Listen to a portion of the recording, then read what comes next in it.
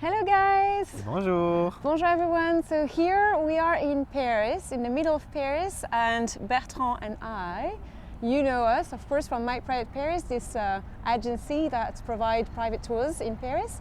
And today we decided to share a little bit of our beautiful city with you guys. So it's a special time for Paris. It is, yes, exactly. We've just started the phase 2 of the lockdown, and we are allowed 1 hour per day out to breathe the air, do a bit of sports. Yeah, so we're going to walk with you today for our hour, and we decided to show the best spots in Paris, that our favorite spots. So here we start of course with the Louvre. We cannot go inside the museum obviously, but we're going to show you the courtyard and just what is around. Exactly. So let's start with where we are, so the pyramids. All right, so COVID time, we got to wear our masks. So today I put a beautiful red mask so you can spot me in the distance. It's very lovely. Thank you, Marie. And so yes, we've decided to start with the first arrondissement, and we are here in the courtyard of the Louvre, this great museum you guys of course know about. And just behind me is the entrance to the Louvre. We like here to call it the new entrance to the Louvre, but actually it has celebrated its 31st anniversary this year. This is the pyramid, the glass pyramid built by the Chinese American architect Yao Ming Pei, and you can't really see because usually there's a big line to enter the museum through there, but actually you take some stairs or an escalator and you go underneath the floor, because under our feet is actually where is the entrance, the new entrance to the Louvre. But the entrance is so different from the building around, so... Yes, well the building around, if you guys have a look, first of all, it's the largest royal palace in Europe, because before being a museum, the Louvre was the palace of the French kings. It actually became a museum during the French Revolution, when we no longer had king, or when the king no longer had a head, the way you want it. And so it's a museum in a building that existed before it. So even the building has been built throughout the centuries. And you can tell that they are different. Yes. You can see that the separation between the buildings, so you see that it's different times. They look similar though. They look similar. There's a harmony in the architecture, but from one end to the other, you have 3-4 centuries of difference. And the pyramid is actually one of the last add-on to the building, not the last. The last we can't see it today. It's inside a museum, but it's a section of the museum dedicated to the art of the Arabic world. Okay. Now we're going to look at what is behind us over there, because so the Louvre is right in the middle of Paris. So you have, of course, cars that can come here, but there is also this beautiful garden called Les Tuileries. So we're going to go and have a look at the Tuileries Gardens. But can you tell more about the Louvre, and what is your favorite piece in the museum? Because of course everyone knows about Mona Lisa, but I want to know what Bertrand really likes. And I want to say that before, which is a fantastic painting. Most people say that Mona Lisa is famous just because it's famous. What's the thing about it? It actually is a fantastic painting. So you do like Mona Lisa? Yes, and actually this year, I mean, until the museum was closed again, we were lucky enough to be with Mona Lisa. You know, it was just 10-15 person at a time, because obviously there was less visitors this year. But yeah, the museum aims at showing what we could call classical art, but also way before that. So you have, I just let the bus pass. Yeah.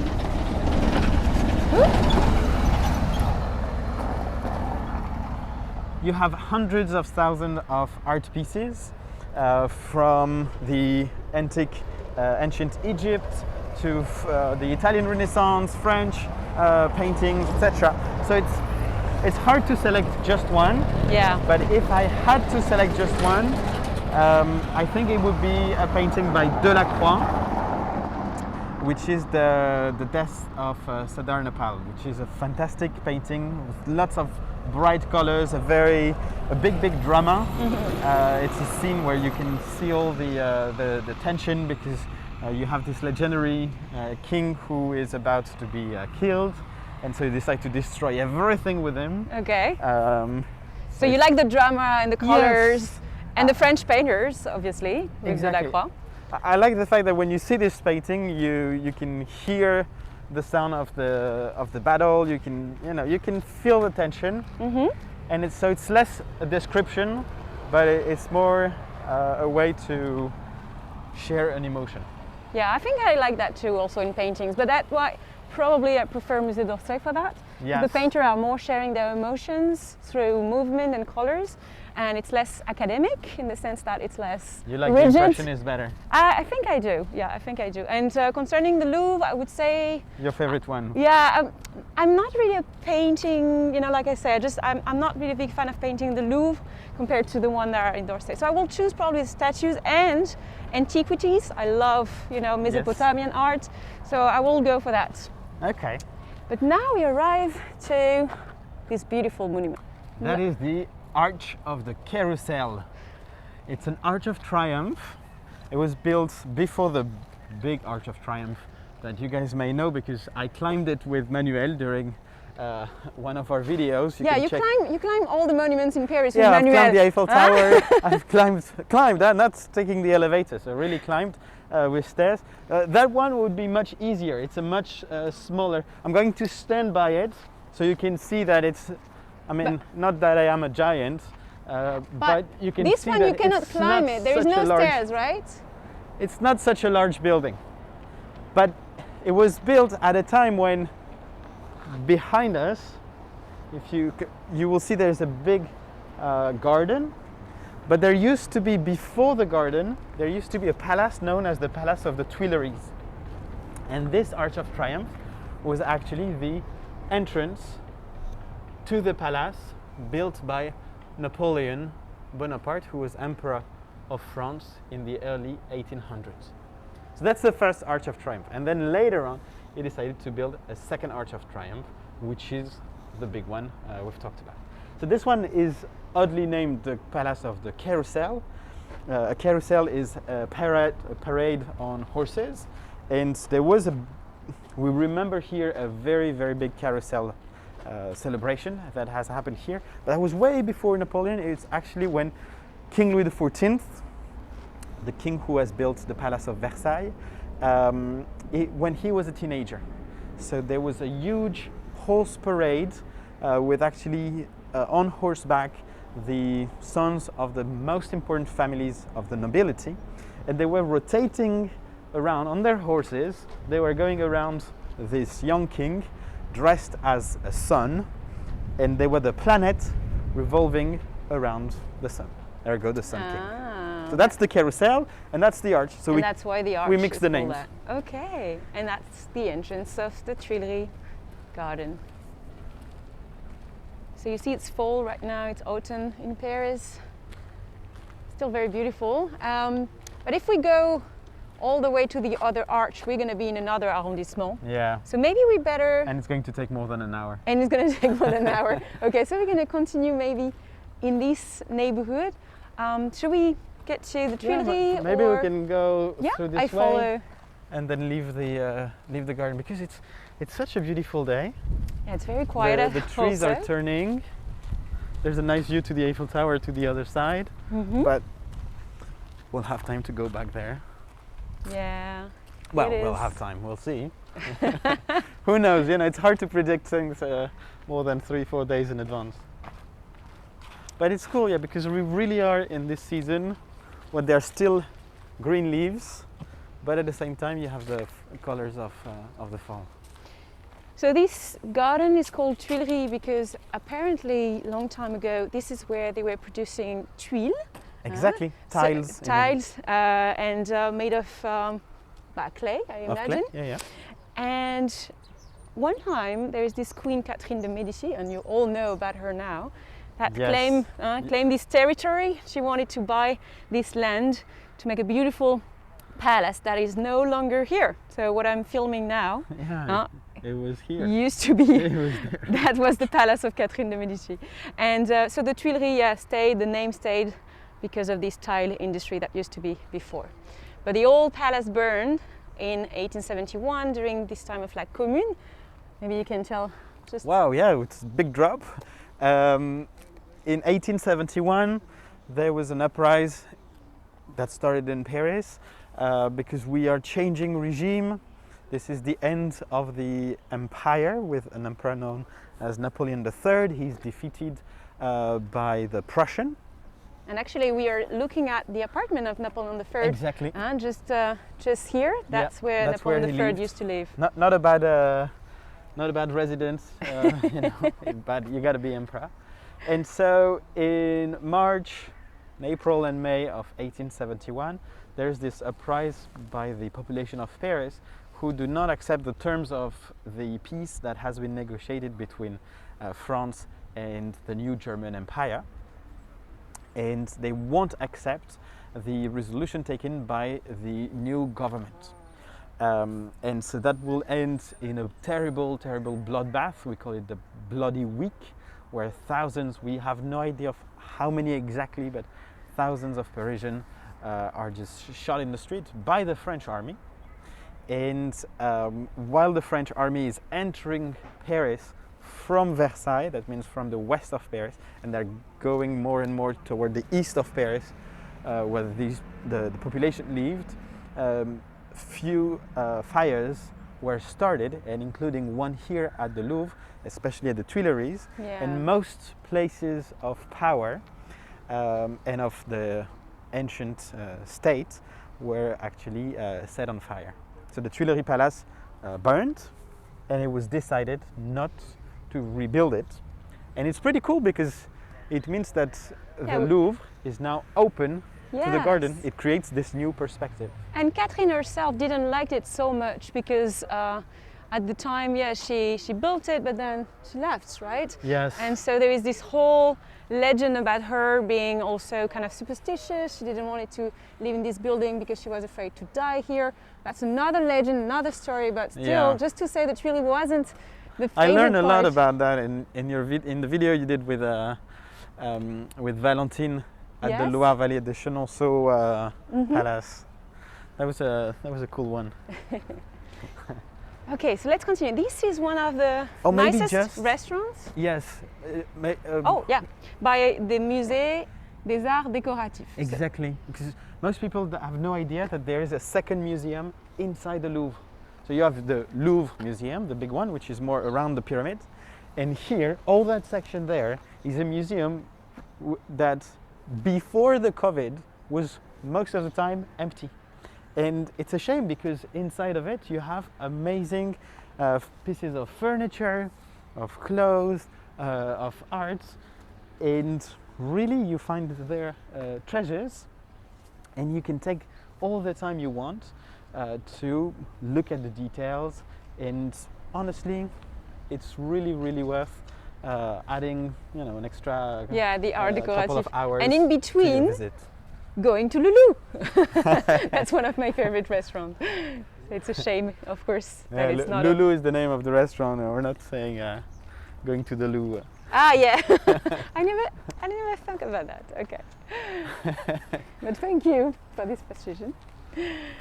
No, but it's really cool here because even so, this restaurant, that section of the garden, the statues by Aristide Maillol that you find there, there's usually no one here in comparison to all the crowds you find around the pyramid and in the Louvre. That's true. So it's really a peaceful place to go before or after visiting the Louvre. So now, to be honest, not a lot of Parisians are coming here. I mean, unless you have a picnic in the Tuileries, or in the summertime, it's quite full of locals sunbathing. So that would be probably the only time you really enjoy those gardens, which is too bad because they are lovely. It just, we associate the Tuileries Garden and the Louvre with something very touristy. Yes, and it's which it is, but in the same time, it is for a reason. Mm-hmm. But it's true that the first arrondissement is not necessarily a place that has a large population of locals living in. Yeah. And there's always special events coming. I mean, for example, the Paris Fashion Week. Yep. This is also the place, this is where it's happening. So this will be, yeah, for 1 week during the year you have thousands of people around the Tuileries Garden, and then that's it. And then less. Oh yeah, oh, there is the Christmas market. Okay, so there is some events attracting the Parisian. But let's say it's not meant to be for families, for example, or it's so grand. It's also a very expensive district to live in, to be honest. Yeah. And a lot of it's a very small district in terms of area. And so much of it is already used by the Louvre, by public institutions. Yeah, true. We're going to see that. We're going to see a lot of... and the buildings are very low, so in the end, there's not so much housing in it, contrary to bigger arrondissements, which are in the periphery of the center. Yeah. But a lot of people do work here. Most buildings around us are actually and offices. Great palaces as well. If you want to do great hotels, five-star hotel, that would probably be in the first. Yeah, you often see us guides in the morning around here because you have some really great hotel. I love the Regina Hotel Regina, that is a little bit is further that there. way. So we are now on Rue de Rivoli. We're going to show you what is this street about. So Rue de Rivoli is known because it's one of the longest streets in Paris. You see it's all along the Louvre. You see the Louvre on the right, and on the left side you have those arcades with many shops, a lot of touristy shops also. And if you go on the other side, you will go all the way to the Champs-Élysées that way, to the Concorde Plaza. And for many of you who haven't been to Paris in the last year, you may be surprised because if you look down the street, it's not because it's locked down or COVID or whatever. It's just that this street now is no longer allowed for private cars. So you only have buses and bicycles. And bike lanes. So it's a huge bike lane that crosses all of Paris from east to west. So it's much safer, and also it's better because of the pollution. Unfortunately, the monuments that are in Paris are often black because of all the pollution from the cars. You can see, for example, the Louvre here was completely white inside the courtyard, but outside it's black. So that's a good example why we need to change, why we need to get more bikes and less cars. So now we get to the side of Rue de Rivoli, and there's many things in this little place called Colette. Starting with Hôtel du Louvre, which is a 5-star hotel. It's a lovely place to have a goûter, a tea time, made by one of the famous pastry chefs. You told me about it. I haven't tried. Oh, it's delicious. I'm so sad that it's closed now. And it just reopened. It was under renovation for a few years. Quite a while, yes. So here, Hôtel du Louvre, beautiful place, and just in front we have a building that I do like very much.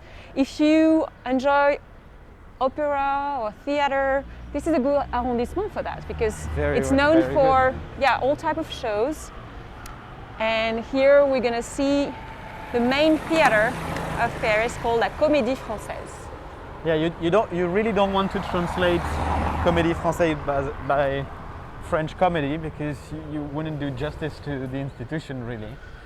It's more that it was the first, it was the main theater where plays were written in French, which was created in the 1600s.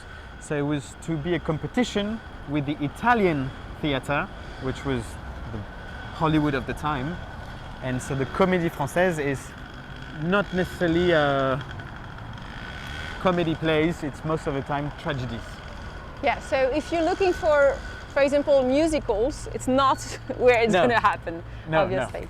No. Okay, so maybe we're going to go around, we're going to see more of la Comédie Française. So if you ever studied French, you might know Molière. So Molière is the equivalent of Shakespeare to us, so it's a very important drama writer, but he was also a comedian, and he was very known under the time of Louis XIV. He had the whole support of the king, and the king did enjoy a lot shows. So that's why Molière is known among all the drama writer of the time, is the one who really made his life, made his way up. Yeah. Made his way up. And he's the one also that we associate with here with Comédie Française for one very good reason. First, it's by the Louvre, so of course it's linked with the king and the fact that the king enjoyed it so much, but also because the poor guy, let's say, he died on stage here. We made, of course, the legend of Molière even more famous because he lived in Paris a little bit when he was a kid. He grew up in Saint-Eustache parish. He was actually baptized there in the church Saint-Eustache. We went there with Lola for the video about the belly of Paris, so if you want to know more about it. And then he traveled all his life in France. And at the end, when he was known, when he was successful, he came back here to play in La Comédie Française. And he was playing this, how do you translate le malade imaginaire? So this imaginary ill man or something like that? Playing, the play was to make fun of an old guy who thinks he's always sick. Yeah, hypochondriac. He has all the diseases in the world. Yeah. And eventually Molière yeah, so he had a very lung problem. sick, He was coughing on stage, and people were thinking it was kind of part of the game, but he was pretty good. Exactly. A very good actor. But it wasn't, unfortunately. And so, so he was on a chair. He was playing on the chair, and they had to remove him at one point because he couldn't play anymore. But he said the show must go on, and then then he died just after that. So it was on 17 February. 1673, up, and now I'm going to show you his face. So here we have the face of Molière, and you see there is little letters just right there. These ones? And that's because Molière had another name, yeah, the true name. Molière is this nom de scène, on stage name. So what is his real name? So his Christian name was John Baptiste Poquelin. Jean-Baptiste Poquelin, but he was known as Molière. Yes. But the terrible thing for him and many others at the time is that even if he was working for the king, he was a very famous man, he was not allowed to be buried properly. Yes. Because he was an actor, and because back then the Catholic Church did not want actors who were professional liars, if you will, to be honored and buried properly.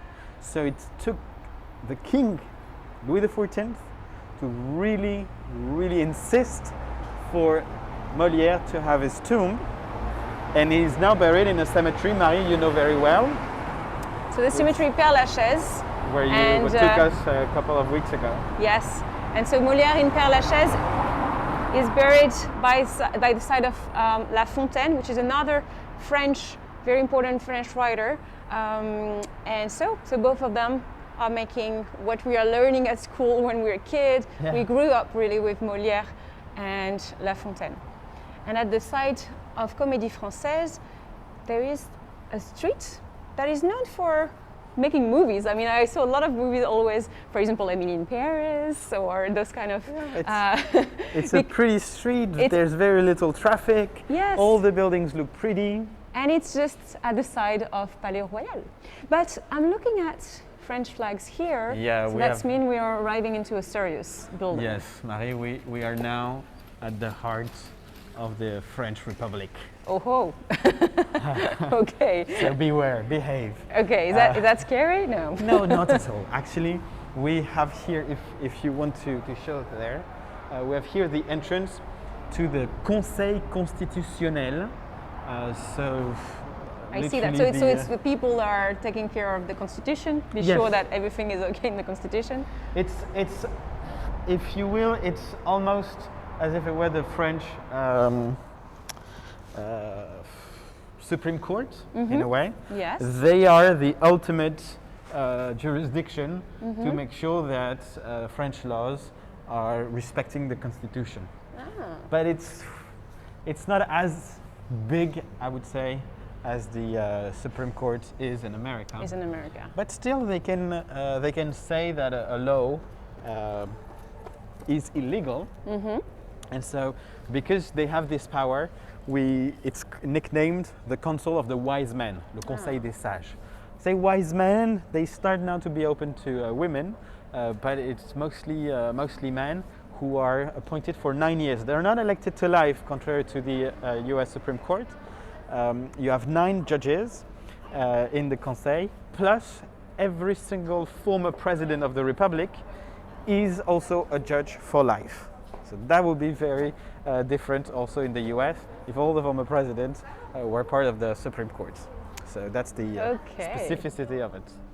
And now we are in Palais Royal, but not yet the garden, in a very strange...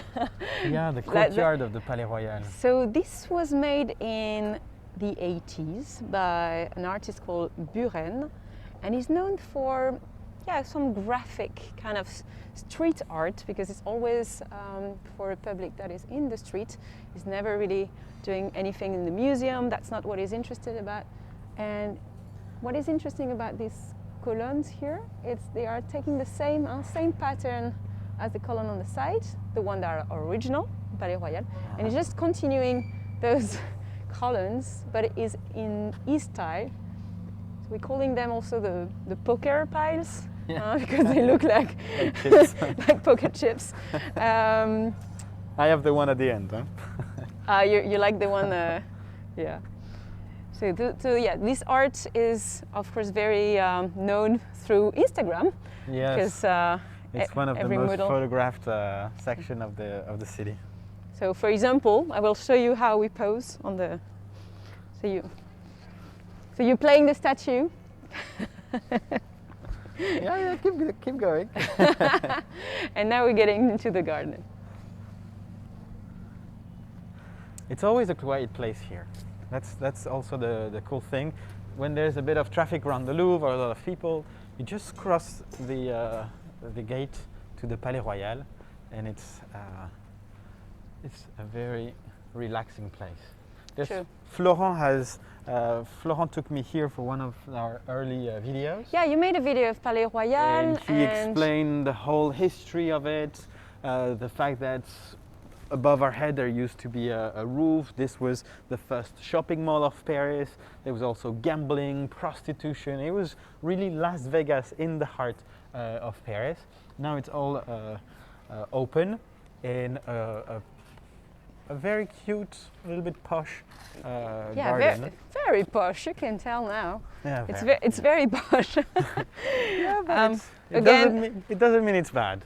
Again, for the fans of Emily in Paris, this is also where she's coming to get a lunch every day, because her agency is just beside Palais Royal.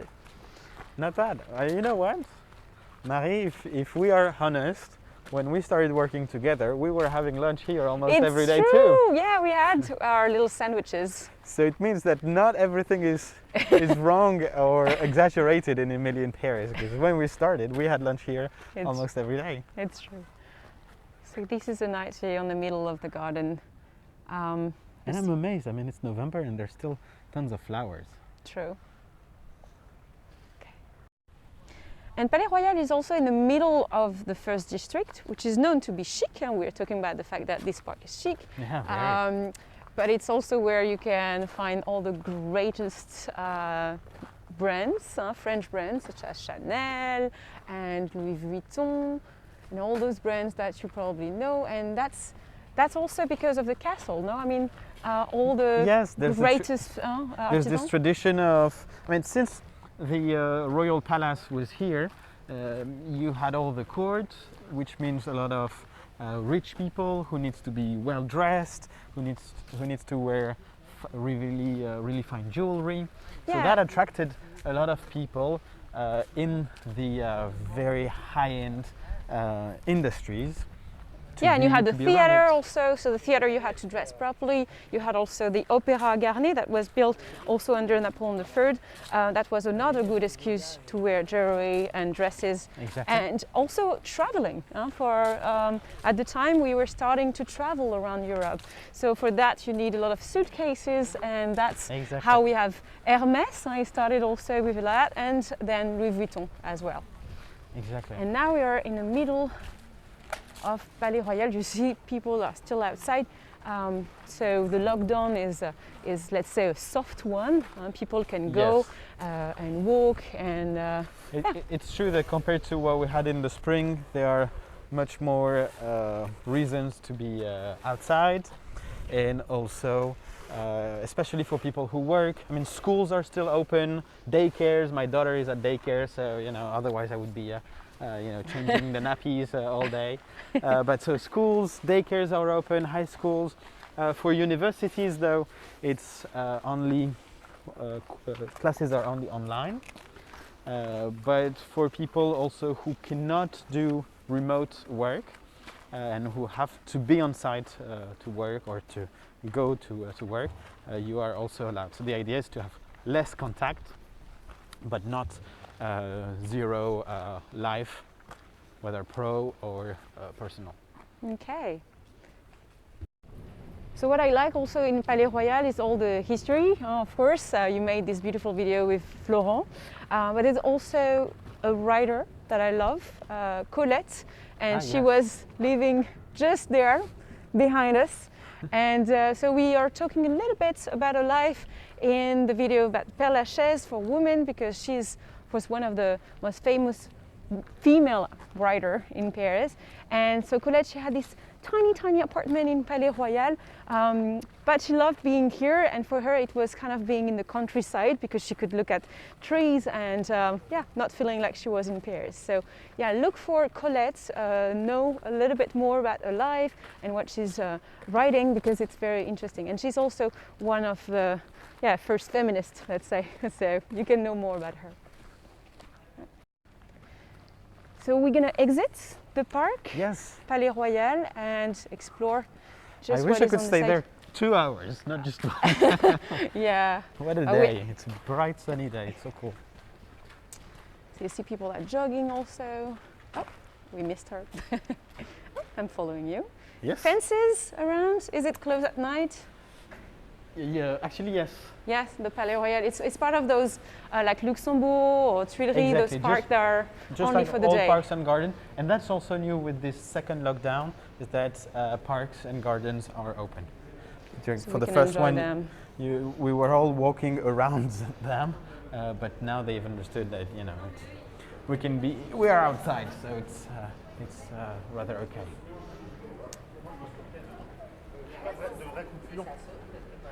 We are back. Oh, there's another French flag out there. Yes. I mean, you see that this district is really connected to power still, because that is the entrance to the Museum of Culture. Ah, the ministry? The ministry, yes. Yes. I said museum, sorry. It's okay, we are surrounded by museum. So the Ministry for Culture. So we as guides, this is our ministry. This is the bus. Yeah, this is where the bus leaves. The minister. This is where they decide what we're allowed to do, what we can't do, and actually, it's a tough time for culture and tourism. Yes, it is. But we're quite. Is this part of the? Sorry, but is this part of the minister as well? Yes. Huh. Yeah. Okay. All that section of the former royal palace is actually part of the. You can tell that our institution, they know how to live. Huh? They have those amazing buildings. I mean, it's no longer private properties of people working for the king or of the royal family. It belongs to the state, so it kind of belongs to us. Mm-hmm. But the same building are still used by the power today, which is good because otherwise it could be a McDonald's or whatever. So I know, guys, I might be obsessed with Emily in Paris. It's just we are in her arrondissement, and this is also where she has lunch pretty much every day with her colleague. Isn't it here? Yeah, the agency is somewhere there. I've just revealed that I've watched Emily in Paris myself also. It's fine. It's and fine. actually, it was not that bad. Yeah, I don't know. I don't know which door is supposed to be the sixth, agency. I'm pretty sure. Okay, you're pretty sure.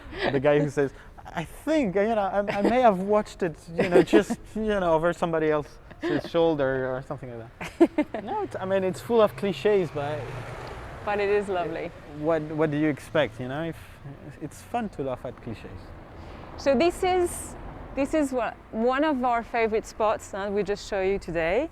And so we are finishing, ending this video here, but we're going to see you again next week for the second favorite spot, and probably in the second arrondissement. You know, that's our little thing, and we're going to try to show you one thing for one arrondissement.